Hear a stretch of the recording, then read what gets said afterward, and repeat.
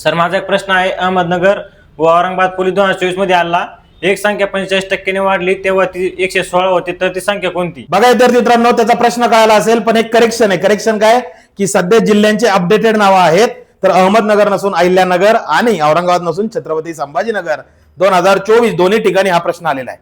प्रश्न काय माहिती का, एक संख्या 45% वाढविली ना तेव्हा ती 116 होते.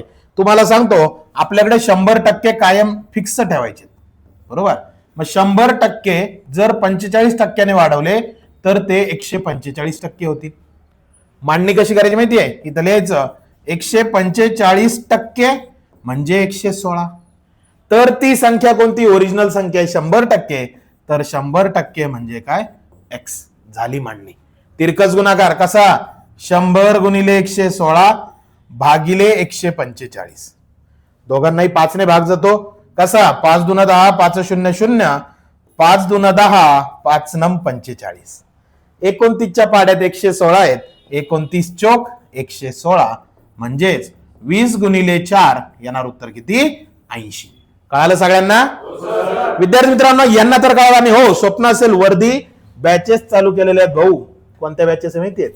गर्दीतून वर्दी अंकगणित 2.0 आणि गर्दीतून वर्दी बुद्धिमत्ता 2.0 दोन्ही लाईव्ह बॅचेस डेली दुपारी 3 ते 5 असतात. कुठं जायचं नाही. पुढचं उदाहरण तुमच्यासाठी स्क्रीनवरती दिसतंय. एक संख्या 50% वाढविली ना तेव्हा ती 500 होती, तर ती संख्या कोणती, याचं उत्तर कमेंट करायचं. चॅनलला फॉलो करा, शेअर करा. खूप खूप धन्यवाद.